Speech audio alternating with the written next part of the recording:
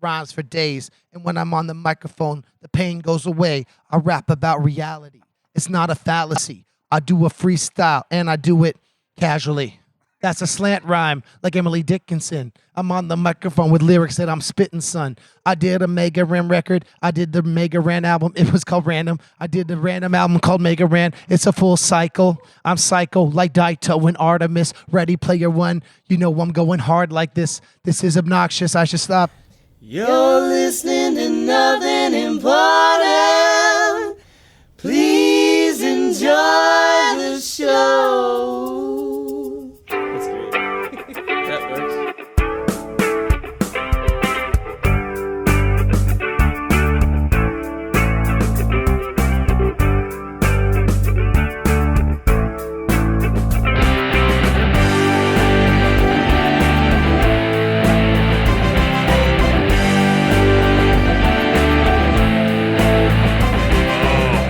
Still cracks me up to this day, 10 years later. That's hilarious. Yeah, I'm right so on. proud of my husband. Yeah. Aw. Yeah, All right. he's so Ladies proud. and gentlemen, this is the Nothing Important Podcast. My name is Bryan, and with me, as always, is my bartender, Dave. Dave, how you doing today, my friend? Insert witty comment here. Exactly, and I'm so excited to be here because we just got done witnessing the awesomeness of MC Lars and Mega Ran on stage at Shuba's in Chicago, Illinois, and we actually have them with us right here. Mega Ran, MC Lars, thank you for coming on our silly little podcast. What's up? Thanks for having us. Hey, Brian and Dave. This has been man. awesome. Like I'm so You guys glad. are cute. You guys are cute. I'm so glad that you guys have made the time to chat with us. Like No, that's cool. We're happy that you took the time to chat with us after your show. Aw. yeah, well, we're all and happy. especially because Shubas didn't really know we were doing this. Yeah, so like it's a guerrilla style. the Shuba sound guy was like breaking it down. I'm like, could you leave like a power strip back over here so we can plug our Wow. computer? But That was nice of him. And then I Abs- stole all his microphones and Charging XLRs on and put together a podcast. yeah, absolutely. So great show, gentlemen. Thank you for hanging out with us. First item of business, MC Lars pounding it. Mega Ran, bam, blowing it up. Okay, Mega Ran, I guess we'll start with you. I didn't want to say it during your show, but I think everybody knows that the best Final Fantasy is Final Fantasy 3 on the Super Nintendo. 3-6, you mean? No, No. 3. Oh, you mean No, the with like actual those- 3? With the sprites and everything, man. I Well, used to remember play that 3 turned into 6 in the 3 American was 6 in Japan or something like that. Anyway, whatever. Mine So is actually 2. My favorite is Ah, Final he's Fantasy. I way like back 2 as to the- well, but that That's it the looks last so one I primitive played. now. I can't play it now. But we argue about it. I think that 3. I love 3 a lot. The the American 3. Yeah. I thought the story was great. I rented it one time and I didn't return it. I kept Right. it for a month because I was just like, I gotta beat this game. I just kept playing. Well, back in the day when you rent games, you had to weigh it against the price of the game. You're like, I could take like a couple weeks penalty on the rent and still get the game cheaper than I would have. Absolutely, this is a $60 game that was $3 to rent for the Don't weekend. forget about it after a couple weeks. It's all good. Exactly. MC Lars, how's it going, my friend? I just want to say Mega Ran has always got game, sometimes illegally. Yeah. Right. Now, Lars, man, I have my wife and we have been listening to you for like 10 years, my friend. Are you serious? What? Dude, One, you've been one more high five. Bam, pound it. There are Been- just been multiple around high fives for- going around. 10 right. years? That's as long as I've been doing this practically. Yeah, absolutely, man. We kind of got into it. Like I'm a nerdy, like video game kind of guy. If you notice, Are I you have this serious? Luigi tattoo That's right Luigi. there. Are you serious? That is how I roll, man. That's That a is- representation. I always have to say it. It's a world record that he achieved and then tattooed. To, I hold a Twin Galaxies record. Yes, I do. Yo. Yeah. We won't talk about it on the podcast because I try to separate a little bit of my personal life from it, but I do hold a Twin Galaxies but record. his vasectomy episode's coming up next Right, month. yeah. Oh, yeah. shoot. I am getting fixed here in about a month, so, Oh wow. and my wife is here with us. But Lars, man, Cuties. I got to tell you, one of the greatest things I've ever seen. We were standing in the back of the room, kind of witnessing the craziness that was going on, and the Raven, the Edgar Allan Poe. The young gentleman, we referred to him as young MC that came up. That was probably one of the coolest things I've ever seen at a live show, because I got to tell you, you've probably made that young man's like life. You know what I mean? Like it's cool to say like, it made my day to be with my hero, but that dude was on stage and had like 100 people rocking with him. How cool was that? He was the real headliner. Someone was like, "Yo, my friend knows some of the lines from my son knows some of the lyrics from Poe's Raven poem, some of the lines." And we're like, "Really?" And he's like, "Yeah, yeah." And I'm like, "Okay, well, hey, come up." And then he does like the first 7 stanzas from memory. Right. And Mega Ran and I are like, "Ooh, this kid's got bars." And it was tight actually. MC in the making right there. I mean, that's Dude. Absolutely. Like that's huge. That was and his mom was so proud. Like it was my insides were melting, man. It was just Well, like this is beautiful. and you got to think about the effect that that's going to have on the kid later in life. You know what I mean? Like, first off, never achieve those heights again. Going downhill from here, kid. but I mean, like your guys' music. Why I'm attracted to this type of music is, and Dave knows, like heavy rock and stuff like that. Like I hate my daddy music, and I personally don't like I'm so tough music. You know what I mean? And you guys come out and you do a fun show. You guys do it very positively, and you guys have a real connection with your audience. You know, and that was such a great thing to see that kid up here getting that kind of love and seeing that. You know, he could build an audience off of doing something where he doesn't have to talk about how tough he is or how much daddy didn't hug him enough. And you guys probably made the biggest impact that kid is going to have in his life. Wow, well, that's incredible if that's true. I mean, I think it was just so fortunate. It's so cool to be able to like pass the mic to someone. I think hip hop is all about that, sharing the stage and putting people on. And the fact that he went to the effort to learn that poem, it's like the nerd rap thing is about. It's cool to be smart, and I don't think hip hop is about intelligence and being clever, but the nerd rap thing is about, I don't know. It's like you flex that cerebral muscle.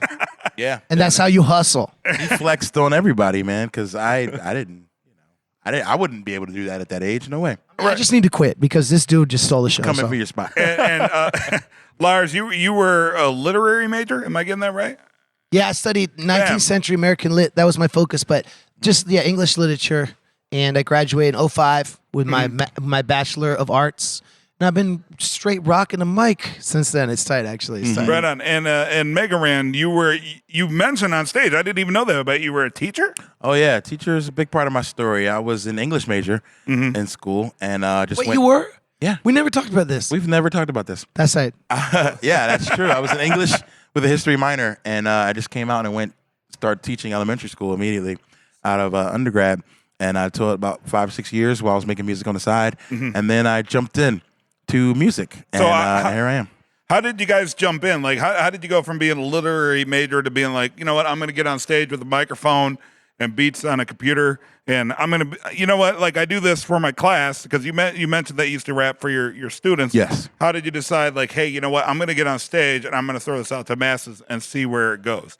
Like, how did you make those decisions? I mean, in a lot of ways, our stories are kind of similar because we both grew up loving hip hop culture and rap music, and I started rapping kind of for fun, and then I started sampling punk bands, and I realized that rapping about nerdy topics had an audience, and it kind of just went viral with some YouTube videos I made, and I realized, okay, well, if I rap about the stuff I care about, there's an audience there, because people weren't rapping about Poe and laptops and social media in 2003. Right. That was like kind of fresh, so I was kind of like ahead of the curve. But I think Mega Ran's story is interesting about his breakthrough record in the nerd rap scene.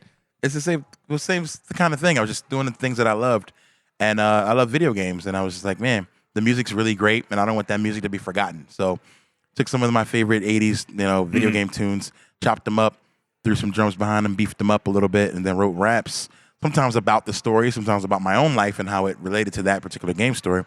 Put it on the internet, and then Mega Man was my game of choice, and then Capcom, the guys who made Mega Man, decided to hit me up, and not to sue me, but to actually offer me a license. When I really thought they were coming to sue me, I was just like, oh God, I'm over. Which is a good thing to be, by the way, is not sued. That's heck yeah. That's a good station in life. Like, is not they didn't being pay me sued. a dime, but I was okay with that because they just didn't sue me. They allowed me to live, which was great. So they thought it was good. They thought it was tasteful, and they were like, this is awesome. And so they were like, we want more people to know about this. So they decided to help me out big time by giving me a license. And I was the first underground rapper, I guess, to be licensed by a major video game company. That is awesome. Which is That's amazing. Like, that's not even yeah. something you set out to accomplish because it doesn't seem possible. And I got to be honest, yours, your set tonight. That's the first time I've ever sat crisscross applesauce at a rock show. So that is amazing. And that's good, man. We're taking it into new places, Like, how many shows do you think you're going to sit down at, So I think that's cool. I just bring a little bit of the teacher flavor because it's a lot of what made me who I am. And so I just bring it to the kids love that, story time. You get to sit down, like it's fun, Yeah. and adults do too. It turns out drunk adults can get the same amount of enjoyment out of the same activities that sober 12-year-olds can do. Who would have thought? It's crazy because it's like you come to the show, you hear us rapping about the canon of literature, and then you see Mega Ran with an arm cannon, and it's like, yo, this place is, you know what I'm saying? What is this, Pocket Bell? Because this cannon is all right. Anyway. The arm cannon of literature. No, it's tight though. It's tight though. That's what I love about people walk in there like everyone's sitting on the floor. Is this a rap show? Yes, it is. Right. It's what we want it to be, buddy. Yeah, and right. you can do whatever you want to with your favorite creativity. So let's talk about that for a second, Lars. Excited. You kind of like when this whole like I guess nerdcore, we can call it that, right? Like that's an acceptable term. You guys okay with that? Yeah. Okay. Yeah. Like nerdy, like literature, like intellectual type rap, giving the finger dabs. How about intellectual rap? Intellectual rap? Now Shout out to Common. He's one of the smartest rappers I know. I love him. This is true. Mm-hmm. yeah, and Chi-town. you like came in at the like very beginning, so to speak. Like what was your first show like when you're like, you know what, I'm actually gonna go perform this in front of people? Like was it at a Barnes question. and Nobles? Like how did you promote that? What was your That's a good first question. show like? Hot Topic Coffee I'm curious. Hour. Hot topic. Hot Topic Employee Lounge. No, I'm They used to playing. have I'm a thing. playing. You could promote your new album at Hot Topic. Really? It's True. acoustic I've set. done it. I've Yeah. played it. I Oh, played is Hot that Topic where sets. Hot Topic is not punk rock came from? Is That'd MC be tight, Lars? that'd be tight. My first story was sophomore year. This is 1998, and Sophomore year of college? of high school. I was the same exact age. Are you serious? 99? Class of 99? Yeah, class of 01. Oh, my sophomore year. My bad. That's her. I'm sorry. I'm class of 99. MC Yo, Lars. we would have been the same school at the same Yes. time. I've been like, Yes. what up? We read Macbeth, and my English teacher was like, okay, here's your assignment. Make fun of Macbeth. And so I was like, wait a second. Iambic tetrameter, double, toil and trouble, fire, burn, and cauldron bubble. I was like, that sounds like it could be a rap. The witches chant from Macbeth. So I did this whole rap about like how Shakespeare could be pop culture, and I referenced the play and whatever. And I turned it in, and I got a good grade on it. I got an A on it, and I was like, oh. My teacher had an open mind. He thought it was funny. I recorded a CD of it on Cubase 3.5 or something on my dad's computer. So it was open mic day. We had school assemblies, and you could go and do poems.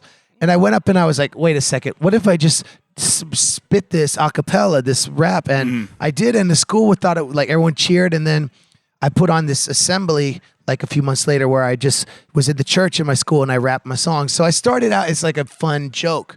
But I had so much love and appreciation from my teachers and friends that the first show I remember, it was like I dressed in different costumes. It was so nerdy, man. I had a song called I Want to Be Anakin Skywalker and I was like with a lightsaber, and it was like ridiculous. But that was my first show. That was March 11th, 2000. So I guess I'm on my 16th anniversary of this. Wow. Dang, son. Long answer to your question, but thank you for asking. Living the dream. That's awesome. Mega Ran. What was your first like show in front I of didn't know people? Like spreading the word in front of the masses? Because Dave and I know, like What was our first show? I don't even fucking. Was it Polly's? Yeah, It was fucking Polly's. Yeah. Yeah, it was fucking Polly's. Like we had a crappy band back in the day, and our first show was in front of like 15 people at like some dive bar, and my dad was there, and he promised that he impressed. would never come see our band ever again. Wow. Did you curse or something like that? Oh, or- absolutely, yeah, yeah. Nice. He was, but he That's did right. come He- to the Oh, last that was show. cool. Bookended our band's career. Yeah, First and last. Shout out your pops. Right? Yeah. I was my first show. I went to this open mic at a place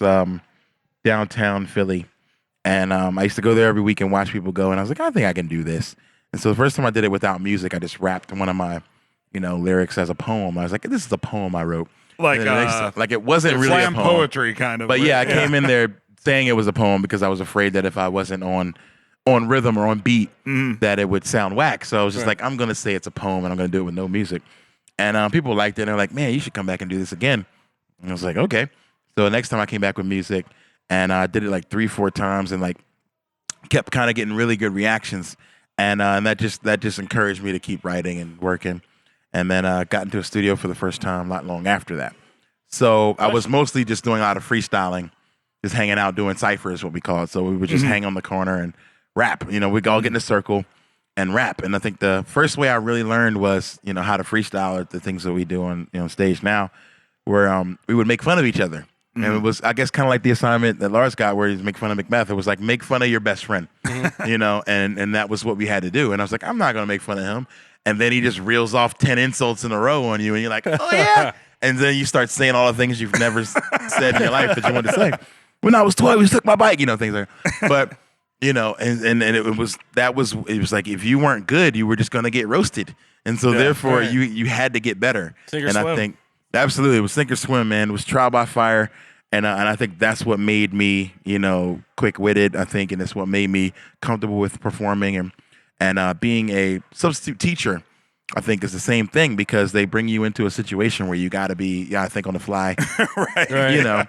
Kids are going to throw everything at you. Oh, we don't do work on Tuesdays. No, we don't do anything but just watch TV. You're like, oh, yeah?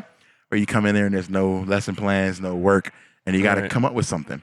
So that was really it. I think just the combination of my teacher background and the sink or swim freestyle battles on the block.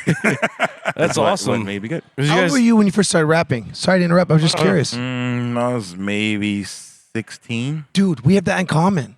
Really? I was 16. Really? We both studied English. We should be friends. Are you We should be. serious? Are you were serious? 16? I was 16. That is tight. I can still remember saying something in some lines like, "Oh, I'm this hardcore even at 16" or something like that. And I remember saying that at the time. So yeah, 16 was when I remember really going at it. 16. Yeah, you're 16. You spit 16 bars. Yes. That doesn't make any sense. Sorry, you can edit that out. No, we're keeping that in. Extraneous Full circle, commentary. man. Like, Most things that are referred to as being edited out don't get edited out, and then other Word. things do. unless you give away like your social security number, address, or something like that. Word. Well, Lars' social security number is It's what's that? 837538667. This is ridiculous. We're wasting time. You know that song, Jenny? I got your number. yes 8675309. Oh yeah. All right, we're going to take a break from our chat with MC Lars and Mega Ran and throw in a little Freaks for Geeks for you, Dave. This is a band that opened for Mega Ran and MC Lars, right? That is correct. Right, kind of a fun band, very cool dudes, local to the Chicago scene. The song we're going to play is called Bored to Death, and you can find that on their LP, Smoke 'em If You Got 'em. Make sure to stick around after the podcast where we're going to play The Ballad of Hans Moman by MC Lars and Infinite Lives by Mega Ran, and check out the video for that one because it's pretty cool. But right now, it's Bored to Death by Freaks for Geeks.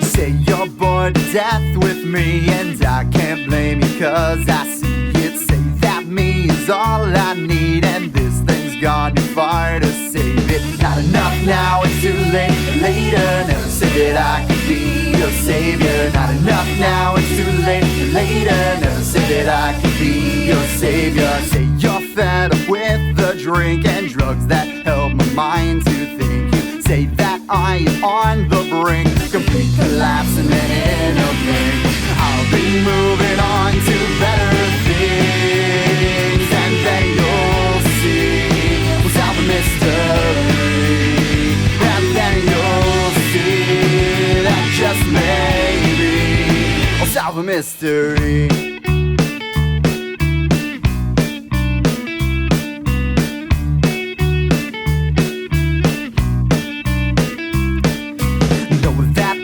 Seem extreme, but I am on to better things now. I won't beg and I won't scream. I wish you to have some faith in me. And not enough now, it's too late. And later, never said that I could be your savior. Not enough now, it's too late. And later, never said that I could be your savior. You'll see that someday I will be relief for those in misery. You'll see that someday I will be the one that solves the mystery.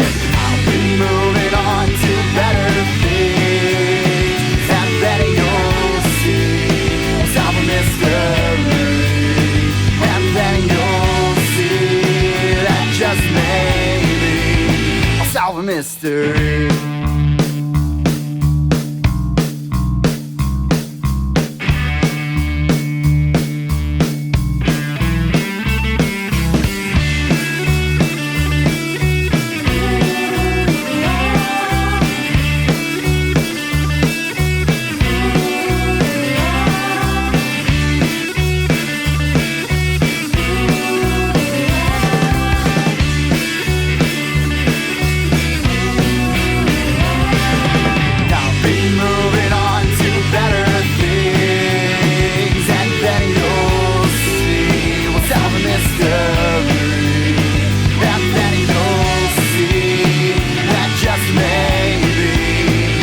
of a mystery.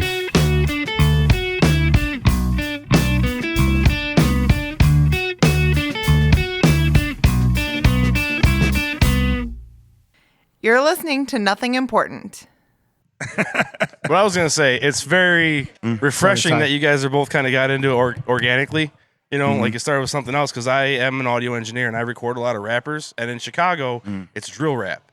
Oh, and I yeah. have a lot of clients that they come into the studio and they book out time with me and they never played live. They never performed in front of another person. They think they're gonna be freaking superstars. And it's like, no, you don't understand. Like, you don't just go make an album and people go buy it. You got to put in the work. You put in the work. Gotta You got to put in bring the it work. to the people. Can you explain what drill rap is? I think I Drill know, rap but it's is, like trap, but like the next kind of Yeah, it's very it's hardcore, it's violent, Mm-hmm. it's all I'm gonna pop my 30 and stealing my drugs tool. and shooting and clapping.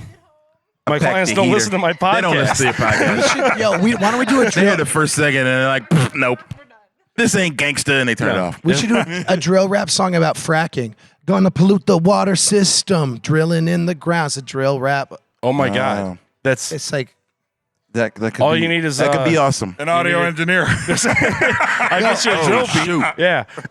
So yeah, it's like Chief Keef and that kind of sound. Yeah. Okay. is he Stuff from like Chicago? that. Yeah, him and who's the guy just got shot in the head? King Louis? King Louis. Was he yeah. okay? Did he pass away? No, it was okay, right? a graze or something, but they made it sound like he got capped in the head to build up hype and Oh stuff. yeah, it's like you got to make this look good. And It's sound a good. flesh wound, man. And that's the thing. Like the drill is like it's still all about being hardcore and dealing drugs and all the crap that I personally can't relate to. And I tell my clients I can't relate to it because But you know what sounds good as an audio engineer. So Exactly. you can make it sonically sound good right. But But it's- I'm not going to tell but you like it's- this is going to be a banger because because you don't really know. Yeah, So that's fair. Let me ask you this. So, like, throughout the show and everything like that, like, I tend to cuss like a sailor. And even, like, songs that me and Dave would do back in the day, like, I couldn't help but cuss like a sailor just because I like to cuss. Like, but there is absolutely, I heard very little, if any, swear Yeah. words in your guys' shows tonight. I think I heard shit fly once or twice. Lars is looking at me like I'm insane. I said it. I shouldn't have said it, but I said it. But you know what? We were talking about this the other day. We never curse in our songs. And Yeah. for me, it's because I always knew my parents were going to hear it. One time my mom heard me doing this like really obscene rap or something. And I got in big trouble when I was like 12. And she took away my computer privileges. So, I mean, that's my story. And also being like, my parents are pretty religious, so I didn't want to like offend them. Right. If I curse, I got computer privileges taken away. And so Right. I can't be cursing. But it's similar, I think, with Raheem, right? You don't curse ever. Yeah, I don't do it in my everyday life, so I figured why not. But it's funny, ironically, the first rap song I wrote, it was full of F-bombs because I just figured that was what rap was just the about. way, like, Right. oh, fuck You know, this it's like, man, if you motherfucker. don't do this, it's not rap, you know? Right. And then I realized that was kind of ridiculous. And honestly, I just told him, I think that's the biggest part of our story that no one really talks about, is that you can become, you know, I guess if you consider what we do a success, you can Yes. make rap music for a living and not feed into any of the tropes that Right. are out there. And so it feels good. But yeah, I don't do it. I mean, if I really have it to say, at this point, I'm a grown man. I'm 30 plus. Like, I don't care. If I have to say something, I'll say it.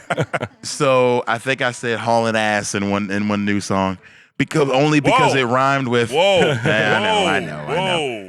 But it's balling fast. only What was because the it rhyme? rhymed with Hall and Nash, who are these two wrestling guys Yeah. who are the yeah, NWO. okay. from the get it, yeah. NWO. Yeah. And then Oh, damn, Balderdash. So I was like, Oh, hauling bars, ass bars, from the hall bars. pass, balling ass, like hauling ass from that balderdash with like hauling ass. You know what I mean? So basically, it was because it needed to be done. So if there's a rhyme that needs to be said, I'll say it. But I'm not going to get on stage and like, how the fuck are you feeling? You know, because that's just not who I am. So I need you to edit that out for real. I am No, just stoked. kidding. I'm stoked for the wrestling EP though. I mean, what's up with that though? Thanks. There's no language on it though, but it's fun. I'm working on a wrestling album. That's awesome. Actually, it's done. No, because you mentioned the wrestler and the rhyming couplet. Oh, yeah. Sorry, I didn't mean to jump in. Okay, I you just did No, jump no, around a no, little go bit. ahead. This is the MC Lars show. I'm Go working ahead. on No, a no, new. no, sorry, I'm working sorry. on a new wrestling EP. It's coming out WrestleMania week, which is I guess first day of April. That's dope. And it's wrestling themes, kind of doing what I did with the Mega Man stuff and just flipping the theme, adding some cool stuff to it, and making fun rap records about my favorite wrestlers. Will there be any reference to Ravishing Rick Rude or Greg the Hammer Valentine? I need to know right now. There actually is a Greg All right. Valentine reference. Wow, that's a deep I just cut blew for me. MC Lars's mind. He's like, what? But Right Greg here, the Hammer right here, 'cause Valentine I was don't know one what of the my hell he's favorites. talking about either, man. Rick Rude was awesome too. Right. He's the only guy to appear on both wrestling shows in the same day. Yeah, You heard that's about right. this? He goes on is Raw War and Nitro. Nitro, yeah. Appears on both of them the same. I don't know how he did it, but he flew back and forth and got on both shows. But anyway, so Rick Rude's a legend, man. Yeah. And so is Absolutely. Greg the Hammer. Greg the Hammer, side note, has a notoriously racist promo that he cuts on Junkyard Dog. And it's pretty disgusting. He's like, I'll rub your nasty black face in the ring. Really? And when I stomp you out, there'll just be a big black spot. And I was like, oh my gosh, Greg the Hammer, Truly. But I mean, at that point, like they did whatever they could do to get what they call heat. You Right, want to make people boo you and hate you. Different Right. time back then, So man. different time. Different time, Yeah. you know? So yeah, nowadays, people in wrestling, they just kind of dish your hometown. They come out and say, "Oh, the Chicago Bulls suck," or "Oh, Pittsburgh is bogus. Like, oh, boo!" People will get mad, like, "Oh, what?" They're like Derrick Rose's knee. You're unstable. Oh, what? Boo! And so they'll just get so angry if you talk about their sports. Glass Joe, they call him. You now. can't, but you can't you can't get crazy racist with it anymore. That's good. That's good news.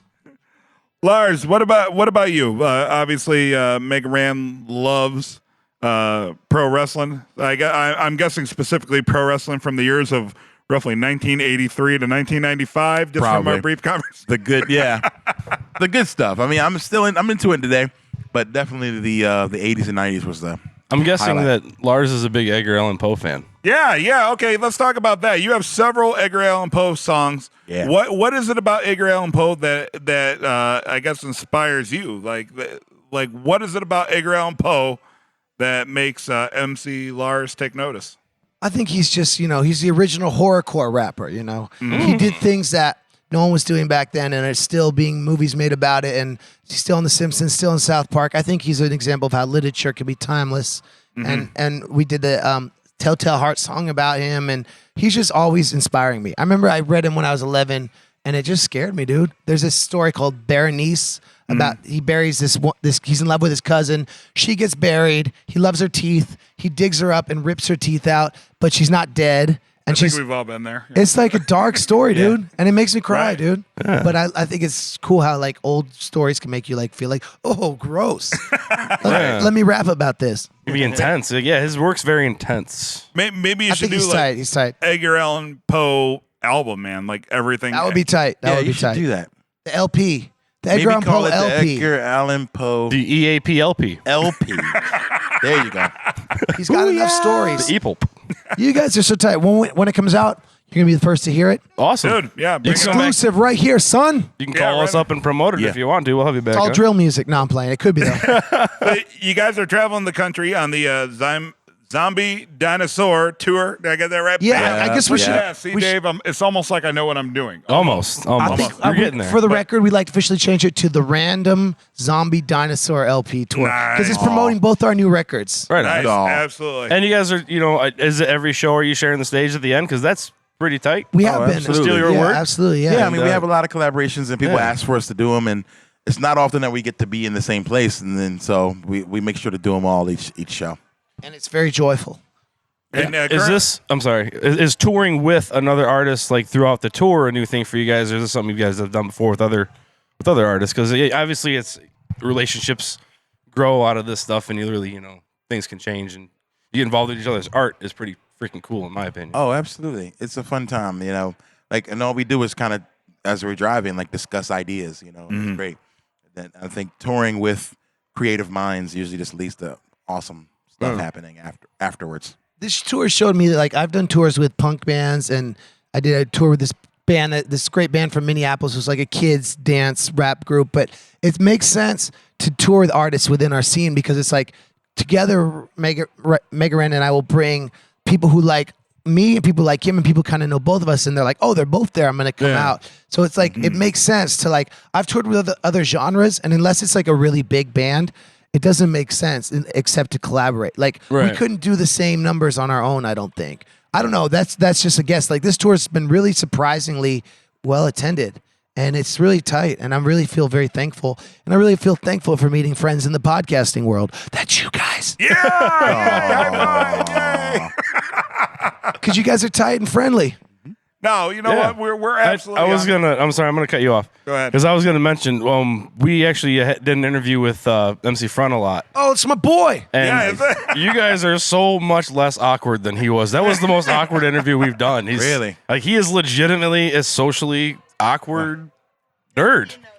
Yeah, he clearly admits it. Oh yeah, he knows that. Yeah, he freely I admits think we all are, but it's just a matter of maybe catching us after the show when Yeah. the endorphins are in, Yeah, you or get the show before, high going or a little on. more reserved. I don't know, but I feel like I'm pretty awkward. I talk about it all the time, but I think just being able to talk to the cool people, it can kind of bring out. Well, we're just as awkward too. I mean, I don't know if you noticed, we were the guys in the back that weren't like dancing, and we. Right, like everybody had their hand up, and I was like, And we're in the cool, back, yeah. like we're just watching the show. Like this is freaking cool, man. It's joyful. That's cool. I think that rap allows us to be ourselves, and that's what's cool about it. Hip hop is about being real, and if you can talk about your life and the things you experience, and talk about how you feel awkward or sad or whatever, it's really liberating. And then it feels like we can relate to these kids because they feel the same way, and they're like so excited. This guy played me for 5 minutes. He made me listen to his friend who's a rapper on his phone in his ear. And I'd never heard of this guy. He's like, it's coming. It's really good. It's really good. And I could see the passion in his eyes and the love. And I'm like, okay, I'm going to stand here for 5 minutes with your phone in my ear while I'm trying to pack up because I want you to know that I respect your passion and I appreciate you being here. You know what I mean? You feel me? I feel you. It's Yeah, joyful. and a lot of artists that get to certain levels don't do that. They don't take the time to support the up and comers. They have this sense of bullshit entitlement. Not you guys. No, I'm saying you guys are not like that. But you probably could be. But you're not. Son, And that's I why feel it's like cool. every show we ever do, we're going to meet everyone and give them hugs and Yeah. cuddles, call them muscles and freckles. Absolutely. I think it's fun meeting folks, and Yeah, that's I something that think every bands don't city, do enough. You're gonna learn something from somebody. But I notice in our scene, we appreciate our fans so much more. We were talking about that, like in this scene, because we know how important they are. Literally every person is helping us to live and survive. It's not like when you're on a major label, you're like, whatever. They don't even bring merch or they don't even shake hands. They just do the show and go out the Here's back door. the key to the online store. Go. Right. Yeah, you just go out the back door and you never see them, and it's like, dang, you just paid $50 for that ticket. Like, how do you feel? Yeah. I think about that all the time when I go to bigger shows. I'm like, what? You have no connection to this person, But I don't know, man, and I think that's why pop artists kind of go and come. You know what I mean? It's like they've never built any relationship with the audience. Well, a lot of times their crowds are so big you can't. Like you got It's an hard arena of to. 60,000. How you gonna shake hands with people? I agree, but then you have There's you a can point. do you can have meeting places like pre-show meetups. You can do stuff like that. And I mean, I think a guy like Tech Nine is a great example. In the rap scene, to be like a guy who's come from nothing, but and is playing stadiums now, but has never taken that for granted. So still has pre-show opportunities to meet up and hang out. And has never forgotten that. Well, So- nowadays, with like Facebook and Twitter and all that, connections, important, and it means a lot more it is. than it did, a couple decades ago. Yeah, the So- introverted musician, I think at the indie level is just not going to survive. Like, you better find some way to engage your fans or get someone else to do it. I've heard guys tell me, oh, I don't do Twitter. If you're a musician, you don't do Twitter, then you're not going to succeed. Like, I just don't. I don't know how people can say that. Oh, I just don't do it. I'm like, what? Like, huh? So anyway, but that's my spiel on music. MC Lars, Mega Ran. Mega Ran. I'm an Nah, idiot. Meg Ryan. A few too many Bud Lights tonight. Brian with an eye. Yeah. Brian.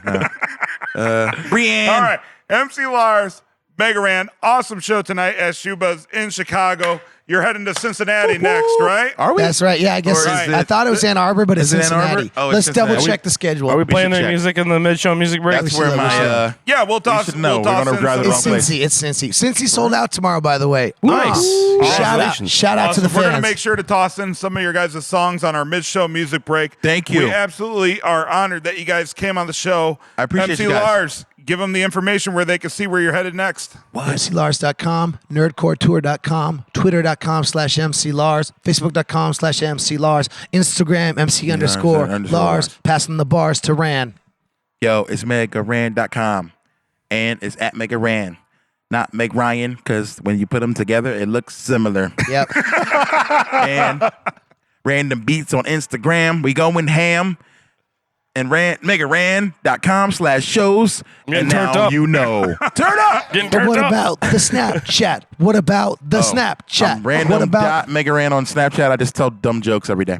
Nice. And we both have Patreons. That's If all you I do. want to get subscriptions, we're putting out music every month, and you Every get month. proprietary exclusives. Patreon/MC Lars and Patreon/ Bits and Rhymes. Boom. BITSANDRHYMES. Thank you so much. Thank you. You guys are so cute and sweet and lovable. Thank you for listening. Word up. All right, and Appreciate keep it. listening to the podcast. Mega 'cause Ran. These guys have great guests. MC Lars, thank you for being on the Nothing Important podcast. We appreciate it. Kisses. Peace. Absolutely. Let's get some deep dish. And now, a poem by Hans Mollman. I think that I shall never see. My cataracts are blinding me. Moment, Hans moment, can't keep Hans moment down. Moment, Hans moment, can't keep Hans moment down. Moment, Hans moment, can't keep Hans moment down. Moment, Hans moment, can't keep Hans moment down. Hans Mollman is his name, aka Ralph Mellish. He's a stone cold player, Artie Ziff was mad jealous when he dated Summer first, plus he's only 31. Drinking ruined his life, is such a sad story, son. Got a knife in his cane and a fire in his loins. The indie movie star who took a football to the groin. Burns thought he was a leprechaun, drilled him in the head. Slept with Lars Ulbricht's grandmother, then chilled with her in bed. He's more metal than Metallica, though that's not so hard. Homer drove him off the cliff, so impatient in his car. He was hauling Poe's house, just another day for Hans. But he's back on his feet, cause he's the mother flipping man. You know there's no escape from the fortress of the moles. He's been burnt, run over, buried, but he's still on a roll. He's been radiated, detonated, heartbroken twice. The Lazarus of Springfield always coming back to life. His name is Moment, Hans Moment. You can't keep Hans Moment down. He's the bad luck Brian up on 20 Oak Grove. Hipster glasses so thick and brown. Moment, Hans Moment. You can't keep Hans Moment down. Cause he's trying out for Poochie while he's waiting on his kidney. He's the talk of the whole darn town.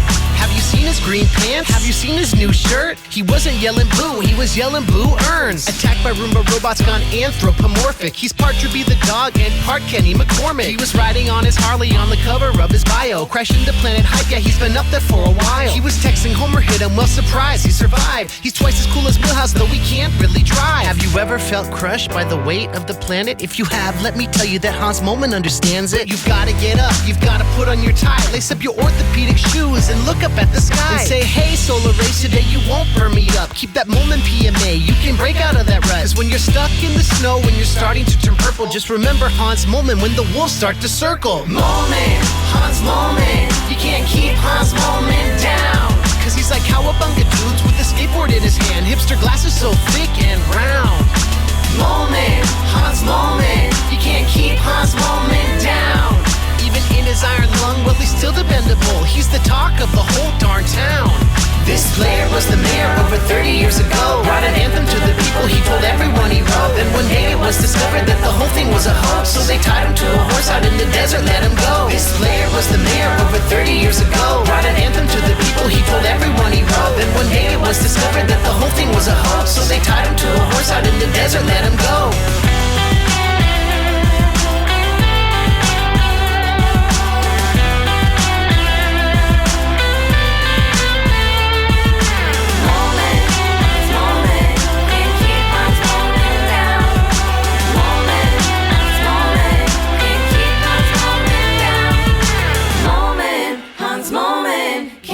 Hans Mollman down.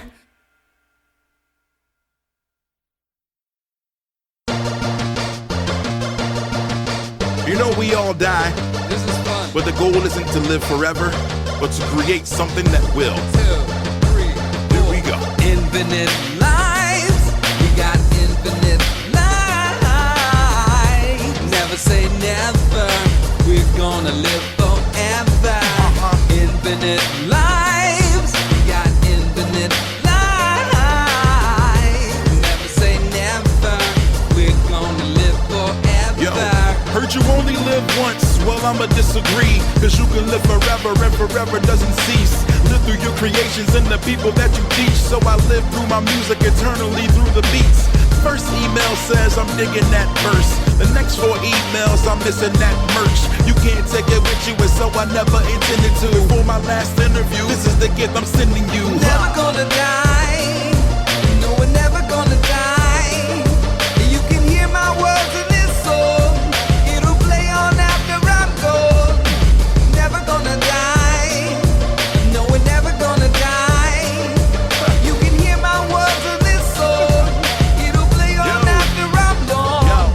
Heard you only live once, that's cool, I suppose. But you can live forever through the songs you compose. Experiences you share, the highs and the lows. Experimentation with the flows, cause God knows. She learned more about life from Pac's whose works than she ever could have gotten in church. Is that wrong? Living for that song, learning from that lyric and steering others from wrong. We living off love, never needing a mill. Full from the enlightenment and warmth that we feel, yeah.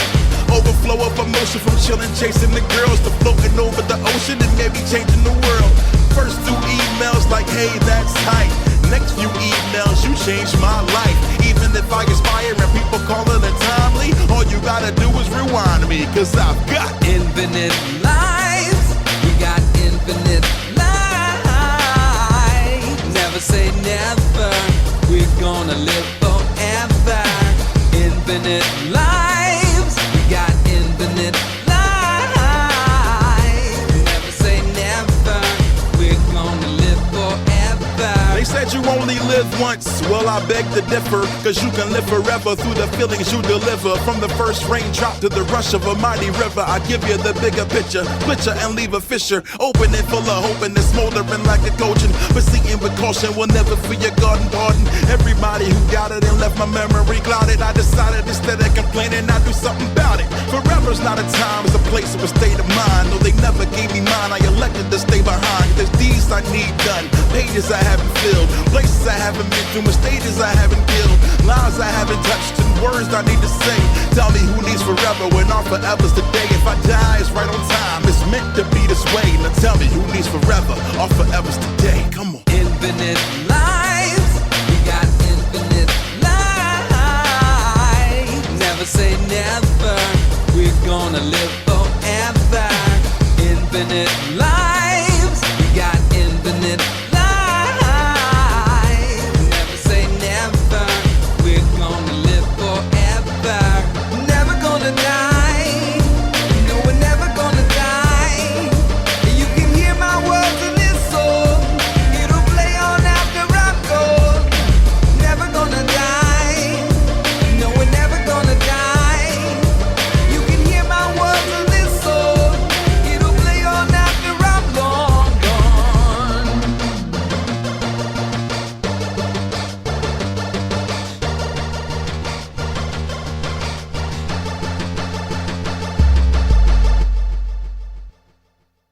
Dave.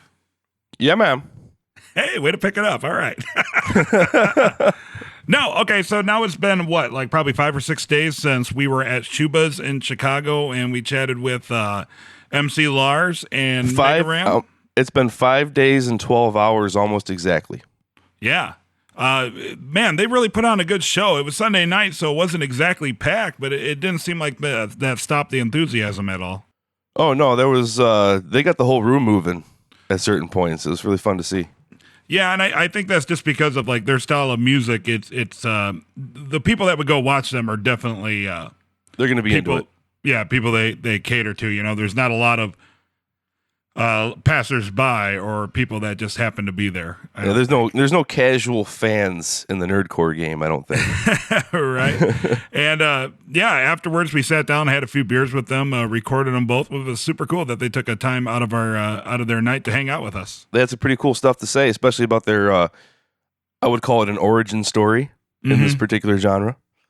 Yeah, like neither of them really even set out to be rappers. I think MC Lars said that he it was like a poetry slam or something. Like he did that for like an English class. Yeah, and school. Then took it was a class assignment. Yeah, and then like took it to a bookstore for his first show, and then did some open mic nights and stuff. Yeah, and then conversely, Mega Ran was an English teacher.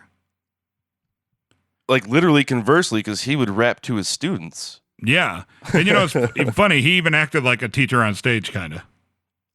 Yeah, a little bit. Very, very, very egg-headed and like literature and language arts based. Yeah, absolutely. But great show. I'm glad they could come on. I hope we get to hang out with them again when they come into Chicago next time. Who knows when that's going to be? Yeah, I put their CD in my car that night, and I've listened to it every day since. Really? Yeah. Wow, which is amazing. MC Lars's. I don't have one of Mega Ran's, but I got MC Lars's in my car. That's amazing because that's not even typically your type of music, guy. No, but when you do songs about Hans Moleman, I'm in. Yeah. Well, awesome, guy. I had a fun time at the concert with you. It was absolutely fun hanging out with those guys. And I don't really have much else to say other than everybody should out there should check out www.megaran.com, mclars.com, and also check out a fun local band that was with them called Freaks for Geeks. Love that name. I love that name. Great guys. We got to hang out. It was just an overall great time. Yeah, check it out and support that thing. Yeah. I almost said support local music, but those guys aren't local. But, support the genre. It needs some love. Yeah, absolutely. It's got a lot more to say than most other rappers, I think. Yep, I'd agree. And then also you can support me and Dave by checking out www.itssaulgoodman.com. Check out our Better Call Saul podcast where we talk to the cast and we discuss every episode every week. And there's no delay, right, Dave? We tend to get it up right as the credits start rolling. That's when It's All Good Man becomes live, right? Yep. I mean, we do this in our spare time, so it's we're at about a 90% success rate at that so far. Right? Yep. First on the scene. It's a great community. A lot of people give us feedback and hit up our Twitter. Also, keep listening to us here at nothingimportantpodcast.com. We got a lot of cool guests coming up, a lot of cool ideas, and Dave and I got a lot of fun ideas coming up. Right, Dave? There's some things in the work and some doings a transpiring. All right, guys. Well, we'll talk to you next week. Dave, you can stop recording now. Be sure to follow Nothing Important online at nothingimportantpodcast.com. Find us on iTunes, on Twitter at NotImportantPC, and you can also find us on Facebook. Nothing Important is recorded with help from Third City Sound in Joliet, Illinois. Thanks for being awesome.